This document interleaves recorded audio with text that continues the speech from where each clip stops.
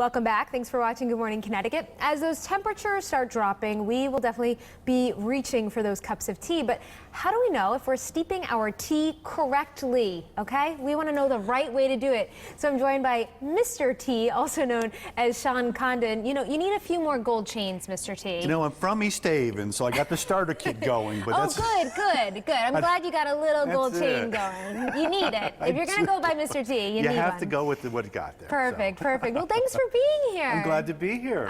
So you've got all sorts of different teas here. How do you, pick the perfect tea for each tea drinker? What do you ask someone before? Well, basically, it comes down to, let's start with the true teas. So here's what we have in front of us. There is 4 true teas that are all made from the same plant, which is the Camellia sinensis. So you've got your whites, your greens, your oolongs, and your black teas. Now, those are your traditional teas. Now, when you start talking about chamomiles and peppermint and fruit teas and all the other stuff out there, herbal teas, those are not true teas because there's no tea leaf in it. Oh, I didn't know that. Yeah, so they're called tisanes or tea infusions because they're still steeped the same way through, a heat process like hot water or whatever. So they're really tea in the way that you would think of it as, pouring something on leaves or on fruit.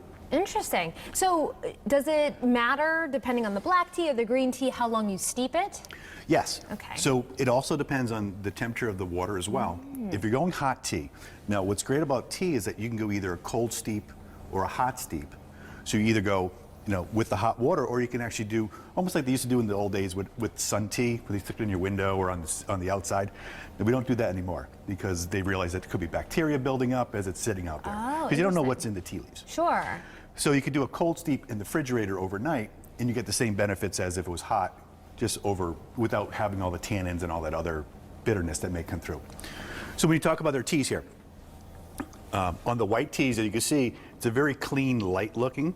So you're going to go with a very lower temperature boiling.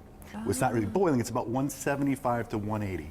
So if you don't have a thermostat or a thermometer in your house that you could use in your boiling water, it's basically when you see like the bubbles starting to form at the bottom of the kettle or in a pot of water. Okay, so before it starts whistling. Oh yeah, way before that. Oh, all right. Now if you have, because it's such a delicate leaf, you could see with the different colors here, if you did hit the boiling point, you just wait 5 minutes or even pour a little cold water into that to cool it down a little bit. Smart. So that's the same thing that would happen with the green tea. As we jump into the oolong, oolong is somewhere processed between your greens and your blacks. So you're going to get a little more temperature. As we come into the black tea, as that's the tea that we all know, everyone is used to growing up.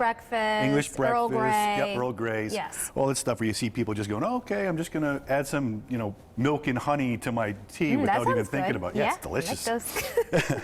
So when you get into that level, you're looking at more of the 212 degrees, which is the full boil. That's when all the water's boiling, you hear the whistle going, and that's when it's great for the darker tea. Now, this to me is a little intimidating. Okay. I'm traditional tea bag girl, okay. But I mean, is this a way to save money, or is this? Well, it's better quality. Okay. Because basically when you're looking at tea, the loose leaf tea is the better quality, and that's what we're looking at here.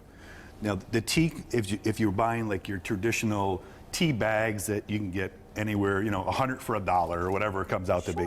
This is what you're getting. You're getting basically what in the business we call tea fanning or tea dust. What that is basically when you're let's say you're going to a store, like a hardware store, and you're buying a piece of wood, and you're cutting that piece of wood into 3 pieces. The 3 pieces are good sizes, so that's your loose leaf tea. The stuff that falls off like your sawdust. That's what goes into the tea bags. All right, so you want to up your tea game. Yeah, so it's still tea, it's just not the same quality as... If folks are really into tea, how can they find you and ask their questions directly? You can find me online. It's Sean@perfectcupoftea.com is my email. Perfectcupoftea.com is the website. We do T101s for ladies' guilds, lady auxiliaries, all kinds of stuff. So we can go out and do presentations for your group. And look how cute these are. Mr. T right here and Manatee. The Manatee. I love it. Let him go for a little swim in your cup Absolutely. of tea. Thank you so much, Sean. Thank you. Great information. And for more information on Mr. T, you can head to our website, WTNH.com. Just click on that On Air tab and pull it down to the Good Morning Connecticut weekend section. 7:45 now, and Sam Cantrell is a big tea drinker. Is today one of those days that you just